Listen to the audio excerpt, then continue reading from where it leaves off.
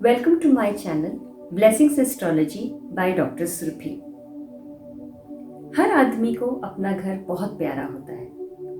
आप रात को काम से थके हारे घर वापस आते हैं। आप चाहते हैं कि आपने इतनी मेहनत से दिन रात काम करके जो घर बनाया है उसमें आप सुकून से बैठ सकें, शांति मिले आपको। आप चाहते हैं अपने परिवार के साथ थोड़े से सुकून के कुछ पल बिताना, पर ये क्या, घर आते हैं कभी कभी घर आने का मन ही नहीं करता।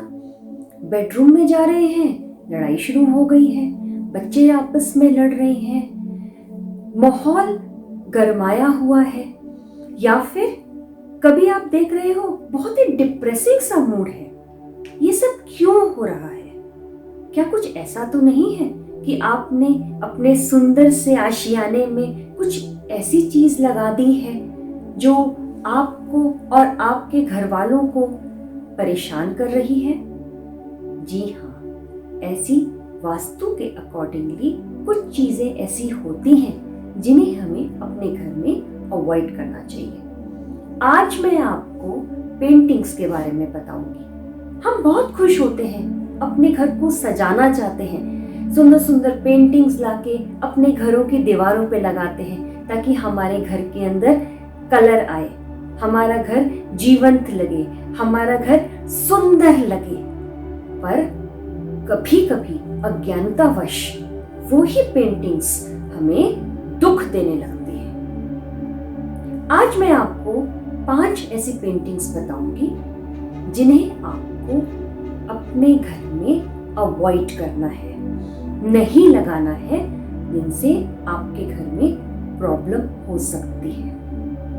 पहली पेंटिंग जिनके बारे में मैं बात करूंगी वो है रेगिस्तान या सूखे पेड़। कोशिश करिए कि रेगिस्तान और सूखे पेड़ों की पेंटिंग अपने घर में कहीं भी नहीं लगाना है। रेगिस्तान क्या होता है? रेगिस्तान मतलब मरुस्थल, जहां कुछ नहीं उगता, कोई हरियाली नहीं है, नो प्रोस्पेरिटी। सूखे पेड़ क्या है? स्केलेटन ही तो है, एक डेड बॉडी ही तो है। क्या डेड बॉडी में कोई लाइफ होती है? हमें ये कोशिश करनी है हम अपने घर में मॉडर्न आर्ट के नाम पर सूखे पेड़ या रेगिस्तान की तस्वीरें बिल्कुल नहीं लगाएं। इनसे प्रॉस्पेरिटी एंड आपकी हैप्पीनेस खत्म होती है। दूसरी पेंटिंग जो मैं आपको बताना चाहती हूं वो है वाइल्ड एनिमल्स। वाइल्ड एनिमल्स जो एग्रेसिव फॉर्म में है, जैसे शेर, चीता, स्पेशली इन बेडरूम्स।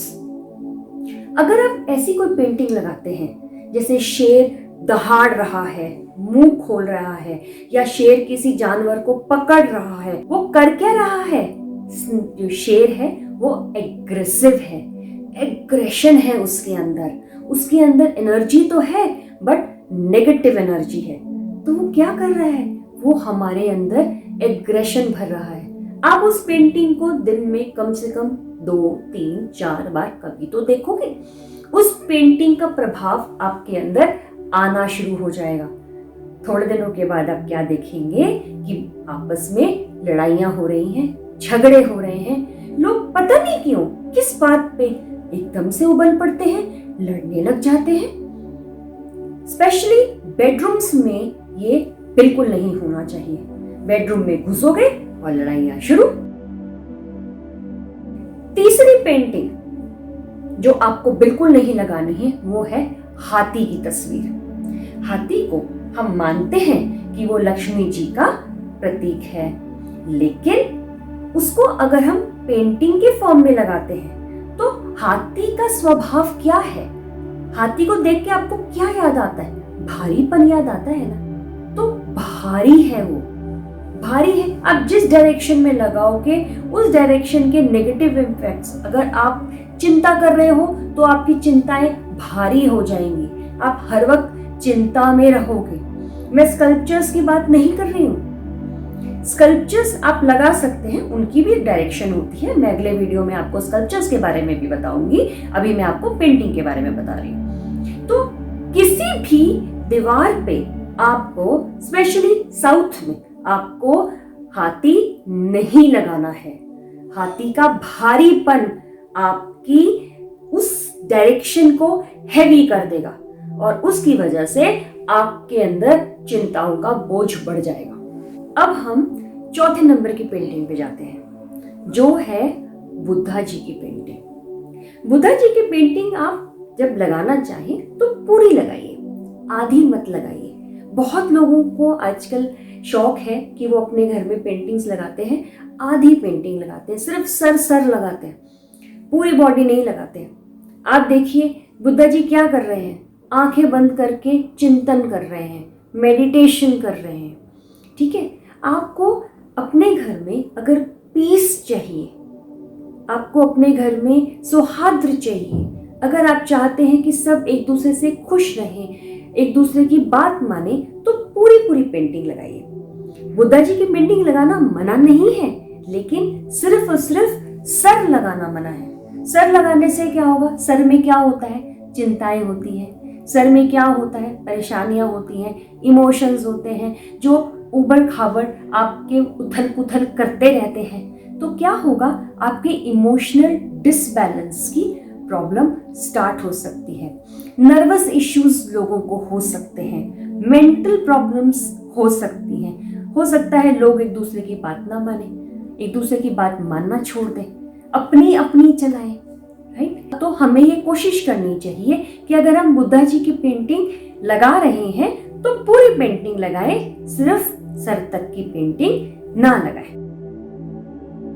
अब आया पांचवी पेंटिंग का नंबर। आजकल मॉडर्न आर्ट के नाम पर बहुत कुछ और एब्स्ट्रैक्ट पेंटिंग्स देखने में आती हैं, जिनका ना कोई सर है ना कोई पैर है, कहाँ से शुरू हो रही है कहाँ खत्म हो रही है पता ही नहीं चल रहा। उस पेंटिंग में नीला, काला, सफेद, येलो, हर तरह का कलर है। ऐसी पेंटिंग चिंतन बढ़ाती है, कंफ्यूजन बढ़ाती है। स्पेशली जो बच्चे हैं, जो करियर बनाने के कगार पे खड़े हैं, 10th के एग्जाम दे रहे हैं, 12th के एग्जाम दे रहे हैं, ग्रेजुएशन के एग्जाम दे रहे हैं, IAS का एग्जाम दे रहे हैं, उनके कमरे में ऐसी पेंटिंग्स नहीं लगानी चाहिए।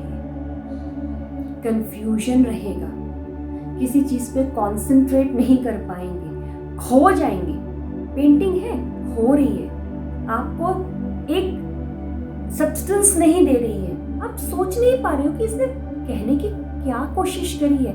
क्या वो पेंटर कंफ्यूज था, उसको समझ में नहीं आ रहा था कि वो कर क्या रहा है, कहाँ से शुरू कर रहा है, कहाँ पेंटिंग खत्म कर रहा है। हर चीज का जो हमारे आसपास है उसका असर हमारे पर पड़ता है। आप खुद सोचिए, जब आप गार्डन में जाते हैं, आप फूलों को देखते हैं, आप कितने खुश होते हैं, चहचहाती चिड़ियां आपके आसपास घूम रही होती हैं, आपका चेहरा खिल जाता है। आपके आसपास आपको कोई नमस्ते करके जाए, स्माइल पास करके जाए, आप कितना खुश हो जाते हैं। वहीं आपके आसपास कोई ऐसे निकल जाए, आपको गुस्से से देखता हुआ, आपको गुस्सा आएगा। आप सामने गए हैं, बाहर आपने देखा गड्ढा पड़ा हुआ है, पानी पड़ा हुआ है, आपको गुस्सा आ जाएगा। और ये चीजें क्या है, ये तो सीधा आप उनको सुबह से शाम तक 3, 4, 5 बार कभी तो देख रहे हैं। तो इनका असर गहरा हमारे जीवन पर पड़ता है। तो ये जो 5 पेंटिंग्स मैंने आपको बताई हैं, इन्हें आप अपने घर में नहीं लगाएं तो आपका जीवन सुख शांति से भरा रहेगा। आशा करती हूँ ये जो टिप्स मैंने आज आपको दी हैं, आप उनको फॉलो करके अपनी लाइफ को खुशनुमा बनाएंगे। Please like my channel, subscribe and follow me on Facebook and Instagram also. वहाँ पे भी मैं ऐसी छोटी छोटी टिप्स आपके लिए पोस्ट करती रहती हूँ, जो आपकी डेली लाइफ में आपको हेल्प करती है। नमस्ते।